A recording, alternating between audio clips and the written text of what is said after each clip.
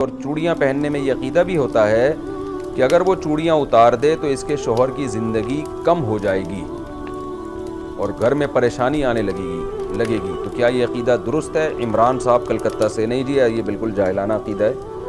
خواتین کے چوڑیاں اتارنے یا پہننے سے میاں کی زندگی کا کوئی تعلق نہیں ہے. البتہ یہ ضرور ہے کہ جو شادی شدہ عورت ہے وہ زینت اختیار کرے اور کماری زیادہ زینت اختیار نہ کرے تاکہ فتنے کا اندیشہ نہ ہو. ایک وقت میں کتنی قضا نماز پڑھ سکتے ہیں؟ کیا قضا نمازیں ہر نماز کے ساتھ ایک پڑھنی چاہیے؟ اگر زیادہ قضا نمازیں اکٹھی پڑھ لیں تو کیا وہ قبول ہوں گی یا نہیں؟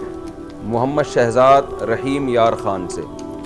جناب، جو پچھلی قضا نمازیں ہیں نا، جن کو قضا عمری کہا جاتا ہے، وہ اس کا کم سے کم درجہ یہ ہے کہ ہر نماز کے ساتھ ایک پڑھی جائے. یعنی اس سے بھی کم پڑھیں گے تو پھر گنہگار ہوں گے. لیکن اگر کوئی زیادہ پڑھ لیتا ہے تو پھر تو بہت اچھی بات ہے، تاکہ جلدی سے اللہ کا ایک قرض آپ کے اوپر ہے وہ ختم ہو جائے. تو زیادہ پڑھیں گے تو اور زیادہ اچھی بات ہے، جتنی اللہ آپ کو توفیق دے. ایک وقت میں کئی نمازیں پڑھ لیا کریں.